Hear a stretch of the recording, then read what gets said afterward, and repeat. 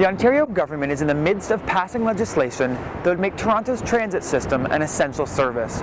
I'm here at Ryerson University School of Management to talk to the director at the Centre for Labour Management Relations, Maurice Mazerolle, about what the passing of Bill 150 means for the TTC and labour relations in general.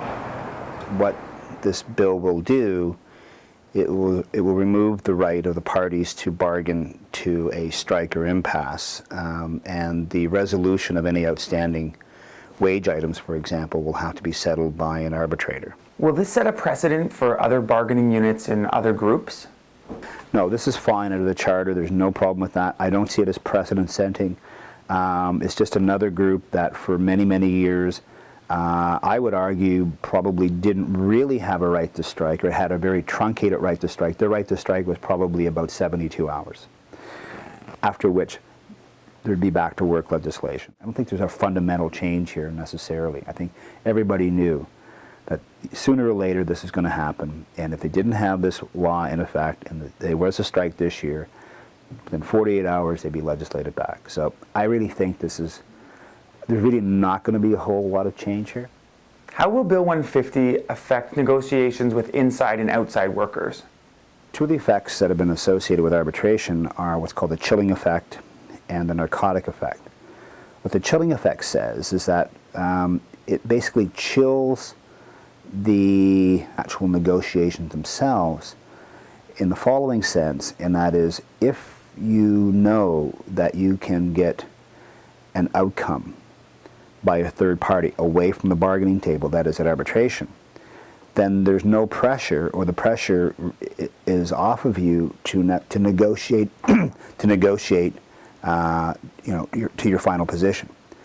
The narcotic effect is a different kind of effect, and what that refers to is that after, and there's been some research that have shown that the more often parties resort to arbitration to resolve their issues and not negotiating to a settlement, what happens is it's like a narcotic. They become addicted to the process, and after a period of time what happens is that their ability to bargain almost atrophies, because they don't have to bargain. The pressure's off both parties. The chances of settlement decrease the more often you use interest arbitration. It's kind of an inverse relationship. Less often, the more you use it, the less you negotiate. Will arbitration favor one side?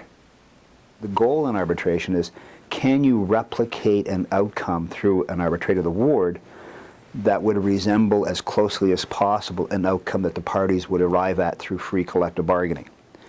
And in free collective bargaining, you typically don't have a huge lopsided victory one way or the other, or at least you hope not. Well, actually, you can in some ways, but that's also kind of dangerous if you do that, because all it means is that the next time around they're just going to try and get back what they perceive that they lost. So an arbitrator looks to try and get a bit of balance in there. So while they may favor one side on some issues, my guess is they'll probably favor the other side on other issues as well. I think if one party felt overly picked on, or really found that none of their issues found favor with the arbitrator, two explanations there. One, the arbitrator obviously is biased, or the party was unreasonable and the arbitrator saw the unreasonableness and saw one party try and take advantage of the no strike situation by trying to get something through an arbitrator they know there was no possibility getting through a negotiation. A lot of outlandish things go before an arbitrator. Bill 150 was just introduced in the legislature last month. Can there be repercussions in passing it through so quickly? This current provincial government has always said they would never impose it unless there was a formal request by the city. And so that request went in. At the city level, that was expected, and the timing of it was expected. I don't think there's any surprises there. However, on the provincial side of the House, is it really the #1 priority for a provincial government?